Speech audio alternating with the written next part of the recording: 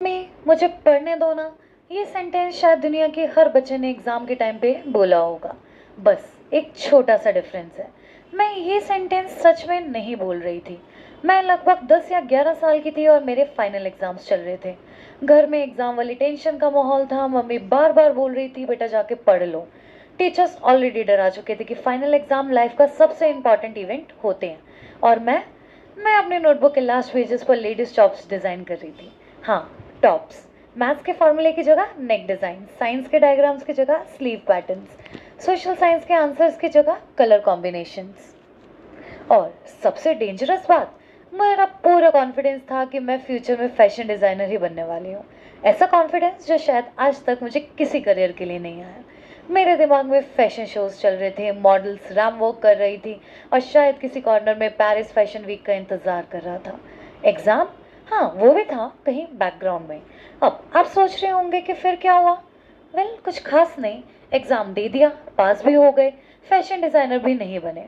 और कुछ ही महीनों बाद मुझे किसी और चीज़ में इंटरेस्ट आ गया और वहीं से मेरी लाइफ की एक बहुत इंटरेस्टिंग पैटर्न शुरू हुआ।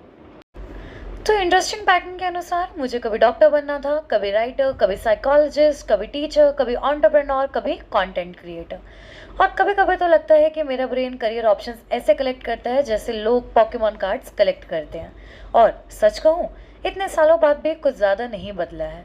बस अब नोटबुक के लास्ट पेजेस की जगह इंटरनेट आ गया है। कल ही मैंने इंस्टाग्राम पे एक सॉलिप्सिज्म के ऊपर वीडियो बनाई थी।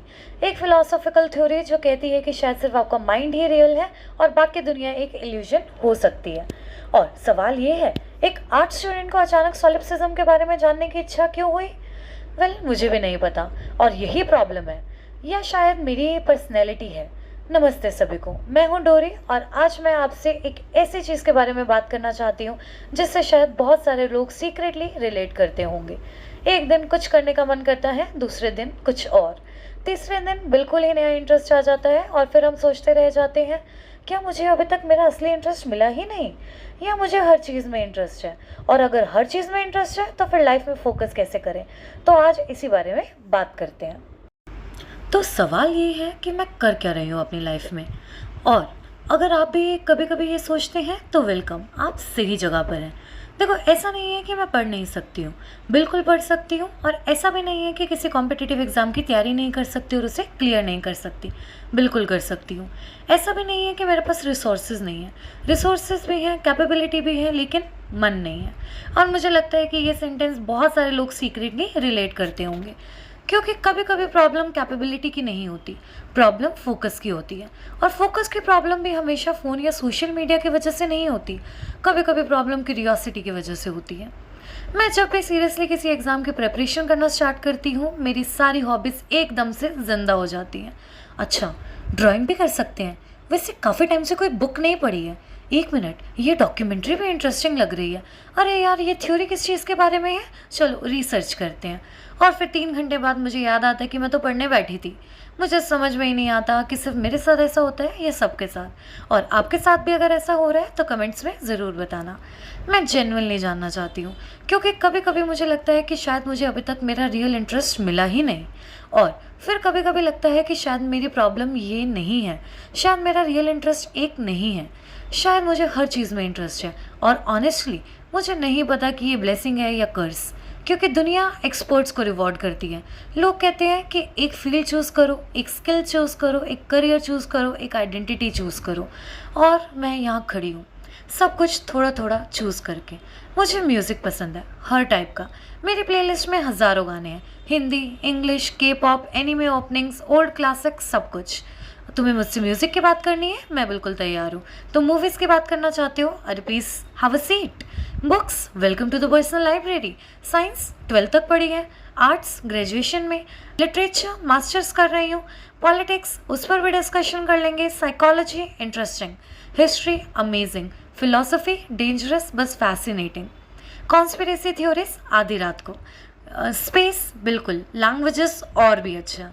और ये लिस्ट यहीं पे ख़त्म नहीं होती। सच कहूँ तो मैंने अभी तक जितना बताया है वो मेरे इंटरेस्ट का आधा भी नहीं है।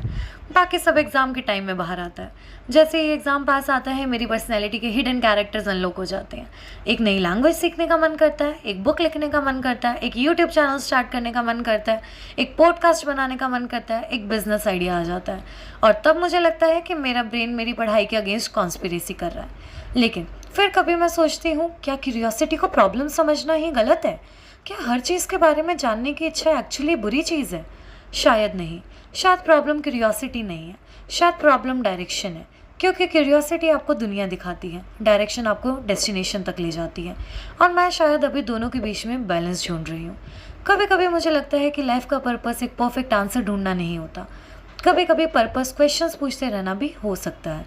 और अगर ऐसा है तो शायद मैं इतनी लॉस्ट नहीं हूँ जितना मैं सोचती हूँ। शायद मैं बस एक्सप्लोर कर रही हूँ। शायद हम सब एक्सप्लोर कर रहे हैं। किसी को करियर का आंसर मिल गया है, किसी को रिलेशनशिप का, किसी को पर्पस का, और कुछ लोगों को अभी तक नहीं मिला है। एंड दैट्स ओके, क्योंकि सिर्फ डेस्टिनेशन तक पहुंचने की बात नहीं है, खुद को समझाने की भी है। आज तक ये वीडियो किसी कंक्लूजन के साथ ख़त्म नहीं होगा। मेरे पास कोई मोटिवेशनल कोट नहीं है, कोई लाइफ चेंजिंग एडवाइस नहीं है।